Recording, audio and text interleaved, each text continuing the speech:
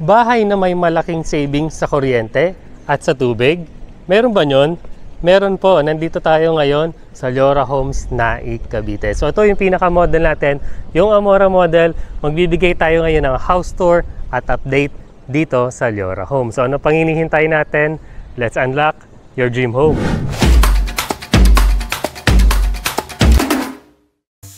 My name is Justin Espelenbergo and welcome to another home tour. So today, mag-a-update tayo at magbibigay tayo ng house tour dito sa ating Leora Homes na Amora model. So ito nga po yung bahay natin. Papakita ko mamaya sa inyo yung model unit. So sa ngayon, magbibigay muna ako ng update kung ano na bang nangyari dito sa atin sa Leora Homes. So 2024 na, January, papakita ko po sa inyo yung mga update natin. So ito po yung ating drone shot. Start na po natin yung ating update dito sa Leora Homes. So dito po tayo mag-start sa ating model unit. So napansin nyo naman po, yung ating main road po, almost finished na po siya. Meron na lang po siyang spot, yung mga dinadaanan ng truck na hindi pa nasisementohan.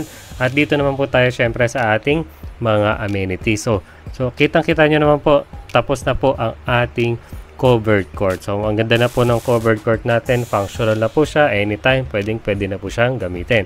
At dito naman po tayo sa ating clubhouse. Yung clubhouse po natin, malapit na po siyang matapos. So napansin niyo po yung swimming pool at yung kiddie pool, ang ganda rin niya po, ang laki po ng ating kiddie pool as well as the adult size na swimming pool. And after po ng amenities, dito na po tayo sa likod na bahagi ng amenities, yung block 46 hanggang 44. So ito po yung tinatabunan na po or tinatambakan na po ng mga lupa. Ito po yung dating 18 months to pay na down payment. Hanggang ngayon po, meron tayo dito 15 months to pay na mga available pa po bandang dulo. So dito naman sa kabilang side, yan po, napansin nyo may nakatayong bahay. Yan po yung block 52. Ayan, tapos block 53 po at saka 51. Ayan po yung pinakadulong bahagi. Napansin nyo po na may tapos na po na isang cluster. So dito naman po tayo sa ating block 57. Yan, yung mahabang block po. Yan, may mga ginagawa na po. At dito naman po sa may block 58, 60, 59 at saka 61. Yan po, almost patapos na po yung mga blocks natin. May mga unti pa po tayo mga available dito na unit. So dito naman yung mahabang block naman po, ito po yung 61 at 62. Yan po, dyan po yung may available tayo na ongoing construction po at mga nakatayo na po na unit. So pwede nyo pong pilihan yan. Payable po yan ng 6 months at ng 9 months. So dito naman po tayo sa kabilang side ng main road. Ito po yung block 33 at 34 po. So may mga available po dito. Ito po yung mga pre-selling units natin. So yan po, napansin nyo, may kalsada na siya. Flat na po yung lupa. So tatayuan na lang po ng mga bahayan. So dito na po nagtatapos ang ating update sa Leora Homes Naik etong month of January. So mag-update po kami ulit sa month po ng February. So I hope na gusto mo yung update natin dito. Kung may mga question ka about this update, PM nyo lang po kami. So yan po, nakita nyo na yung update dito sa Leora Homes Naik, Cavite. Diba? Ang bilis ng construction ng mga bahay nila dito. So nakita nyo na rin po yung ating covered court. So ready na po siyang gamitin at yung clubhouse natin, malapit na siya matapos. At nakita nyo rin, diba, yung swimming pool natin. Ang laki niya. Diba? So, ayun na po yung update natin dito sa Leora Homes. So, doon naman tayo sa gusto nyo makita, syempre, yung ating model unit at ang ating actual turnover. So, bago natin start yan, bago tayo mag-tour, kung bago ka sa akin channel, please like, share this video, and subscribe to my channel. We're also on other social media like Facebook, Instagram, at TikTok. Start na ba natin yung tour? Siyempre, start na natin. So, bago ko pakita sa inyo itong mga bahay na to, ang update pala natin dito sa Leora Homes is magkakaroon na po sila ng price increase by February. So, sa mga nag-iisip pa lang, ito na po yung sign para kumuha ka ng bahay dito sa Leora Homes kasi magtataas na po sila ng presyo. So, ikaw rin, kung gusto mo mas mataas sa presyo, magaan na tayo, mahihirapan ka magbayad, diba, if ever.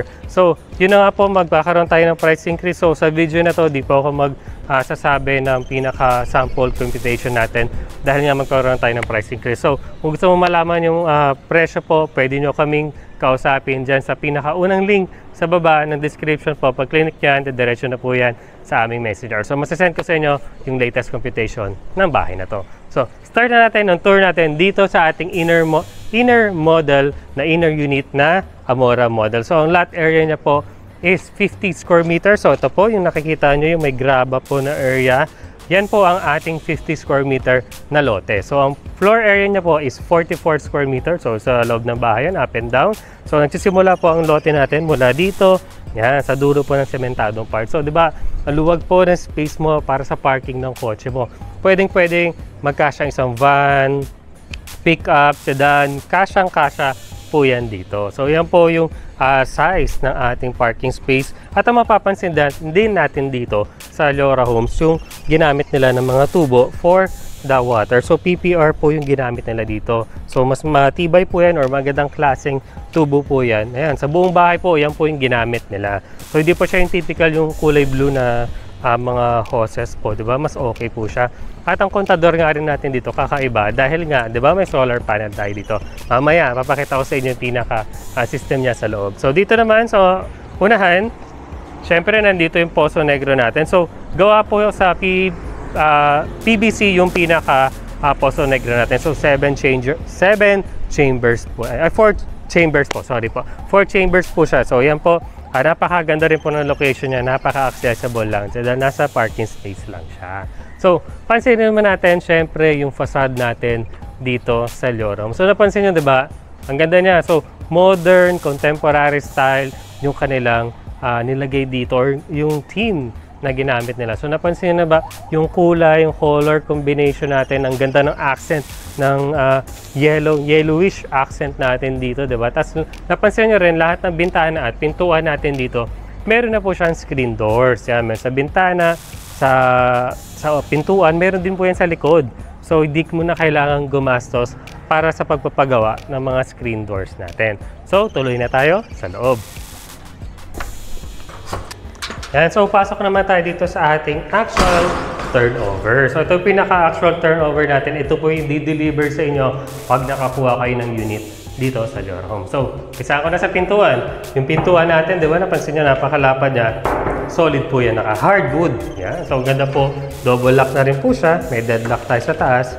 Tsaka ito yung ordinary yun po, yung pinaka-lock natin. Tapos, dito na rin po natin makikita yung ating panel po para sa kuryente. So, di ba, napaka-modern nga. So, ito nga po yung pinaka-unahan natin. Siyempre, dito sa pinaka-living space mo, ang luwag po ng living space natin. At ito rin isa sa nagustuhan ko dito sa Leora Homes, yung mga outlets nila for the kuryente, meron din tayo sa telepono, as well as sa cable. So, di ba, kompleto na. Pwede mo na lagay yung TV dito. So, napapansin nyo na nga, ito nasa likod ko, yan. Ito yung nasabi ko yung kanina, ito yung solar panel board natin. So, net metering po siya. So, ang ibig sabihin po nyo, wala nga siyang battery, so wala kayo napapansin battery, nakarekta na po siya sa Meralco. For example, katulad nitong araw na to, maaraw po, hindi nyo ginagamit yung kuryente, baliktad yung ikot ng Meralco natin. So, sa gabi, pag wala ng araw, pwede nyo nang, yun na yung kukonsume ng bahay ninyo, yung mga na-save nyo na kuryente. So, di ba, ang laki ng savings mo dito sa Leora Homes. Bukod doon, mamaya, papakita ko sa inyo, meron din kayong savings sa water. Mamaya, pakita ko sa inyo yan. So, dito naman tayo sa side na to. So, pansin natin yung pinaka-staircase natin. So, ang ganda ng staircase natin. Napaka-modern. Wala ka na halos kailangan palitan or improve pa dito sa staircase na to, di ba? Ang pinaka-frame niya po, gawa siya sa bakal. So, ito rin po, yan. Bakal siya. Tapos, yung pinaka-step natin dito is artificial po na kahoy or cone wood. So, ang maganda doon, hindi po siya aanayin, mga ganun. Hindi ka problema sa anay dito dahil nga artificial siya na kahoy. So, ang lalapad din ang mga step niya. So, hindi ka may hirapan din umakyat, malapad din siya. Mamaya, pakita ko sa inyo kung gaano kalapad itong staircase na ito. Diba? Ang ganda niya.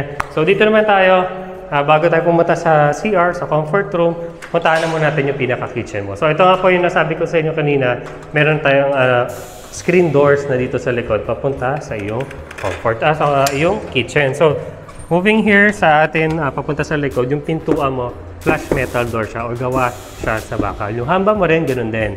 So, yan, tiba yan. So, tuloy na tayo dito sa pinaka-kitchen mo. So, ito yung typical kitchen natin for the inner unit. Yung pinaka-lote mo mula dito hanggang dito po. So, yan po, malaki pa po yung space mo for the future expansion ng kitchen mo. Diba? Laki pa ng space mo.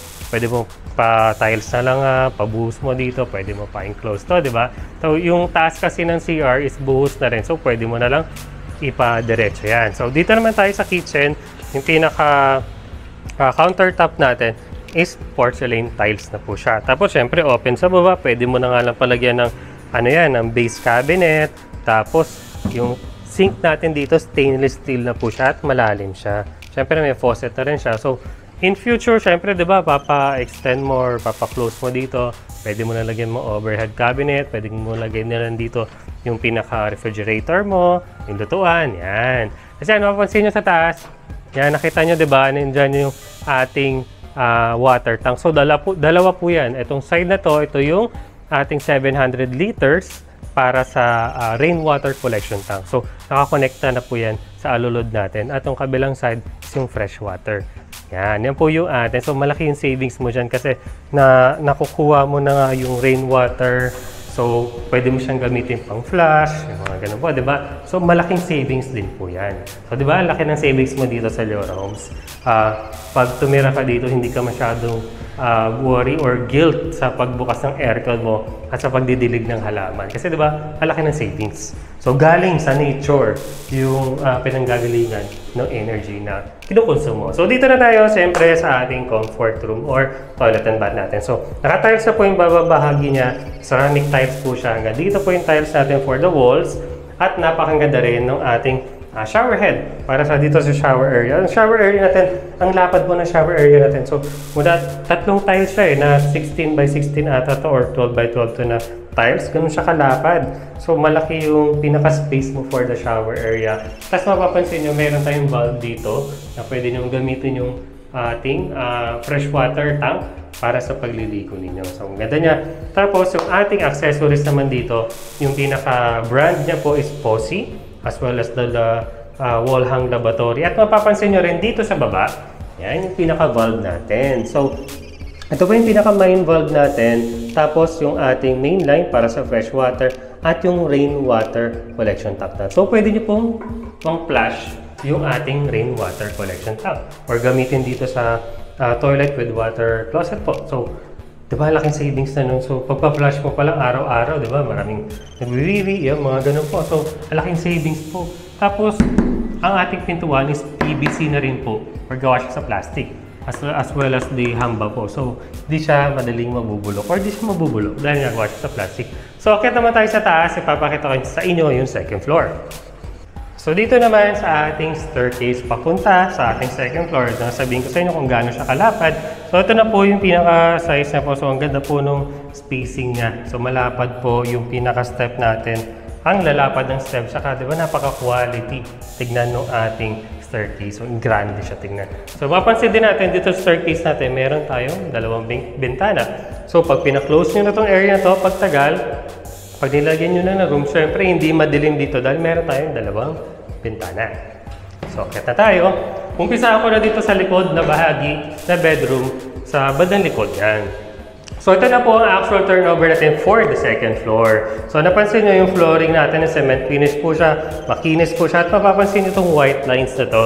So, pwede nyo dito ilagay yung partition ng iyong bedroom. At napansin nyo rin po, syempre, yung ceiling natin, diba? Ang ganda ng ceiling natin. So, finish na po siya, lalagyan na natin ng partition, at nakaready na yung mga switches for the ilaw or the lighting. Tapos, insulated na rin po yan. So, ma-installation na po yan. Mapapansin nyo, may butas dito.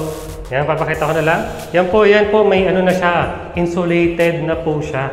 So, di ba, etong nandito ako ngayon, hindi ganun kainit. Kahit direct yung araw, hindi mo masyadong mararamdaman yung init sa labas. So, tipid din yan, syempre, sa aircon mo. So, hindi masyadong gagana yung aircon mo. Hindi siya masyadong mahihirapan sa pagpapalamig ng room mo dahil hindi ganun kainit dito sa loob. So, dito sa mga bintana pala natin sa Leora Homes or Amora model, naka-grills na po siya at nabubuksan tong ano na to yung screen doors natin as well as the for emergency purposes. Yan, pwede mong buksan yung pinaka-grills niya. Tapos ang pinaka-bintana natin is ano po siya? Gawa po siya sa bakal. Yan, metal encasement po siya. So, ganun po yung open niya. So, diba? Ang ganda niya. So, dito naman, syempre, meron tayong butas para sa window type aircon mo. So may saksakan na rin siya. Tapos yung saksakan niya, maganda na rin kasi di mo na kailangan mag-adapter. So punta naman tayo sa pinakaunahang part. So dito mo ilalagay yung master bedroom mo naman. So ito yung master bedroom. Yan, malaki po yung space ninyo.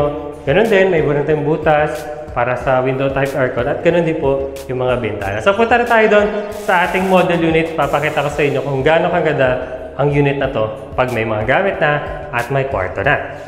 Yan, dito naman po tayo sa ating model unit or yung dress-up model unit natin dito sa Leora Homes. So napansin nyo yung ating pinaka-parking space natin, sementado na siya. Pero yung sa ating pasadama, wala naman siya masyadong pinagbago eh.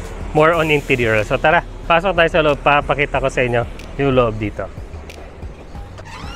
Pasok tayo dito sa ating dress-up unit. So diba napansin nyo mas maliwanag siyang tignan, diba? Mas aliwala siya dahil nga naka-tiles na tayo at may mga gamit na. So di naman nila masyadong nilagyan ng mga gamit. So nasa sayo na nga kung pwede kung gusto mong gayahin ito. Tapos syempre mapansin natin yung dining space natin. Ang ganda, diba? So pwede nyo gayahin to. Tapos yung pwede nga yung mga di-usog or di-tupi para space saver siya. So dito sa side na to, nilagyan nga nila ng parang kitchen na rin dito sa pinakaloob. So yan, pwede mong gayahin itong mga modular cabinets na to. At ito nga yung ano natin, yung pinaka-walls natin, pwede mong malaking dining space, diba? So maraming pwedeng gawin dito sa model na to, sa Leora Home. So dito naman sa CR natin, wala naman sila masyadong ginawa. So nilagyan lang nila nung ating shower curtain. So yun lang naman yung ginawa nila. Dahil nga ready na talaga yung pinaka comfort room mo dito. So dito naman tayo sa ating staircase. So sa staircase natin, ang ganda ng ginawa nila. Nilagyan nila ng napakagandang storage dito sa baba, as well as dito sa gilid, mga bookshelf mo, diba? Pwede mo lagay dito. So, hindi ko na masyadong papatagalin. Tignan na natin yung second floor para sa mga rooms. Yan. So, dito na, moving here sa ating staircase. Diba yung sinabi ko sa inyo kanina, yan, diba, i-close nyo nga ito pag may rooms na kayo. Hindi ganun kadilim dito. So, di mo na kailangan magbukas pa ng ilaw sa umaga para lang umakyat dito sa second floor. Tapos, maganda naman na siya. So, ito, mapapansin nyo rin itong walls na ito, diba? Blank canvas yan para sa mga picture frame ng family or mga arts. Diba? Okay na, okay yan. So, dito na tayo. Napansin nyo, meron na tayong walls. Ang ginamit na walls nila dito is fiber cement board. As well as dito sa mga pintuan naman, yung mga flush wooden door, yung nilalagay nila dito.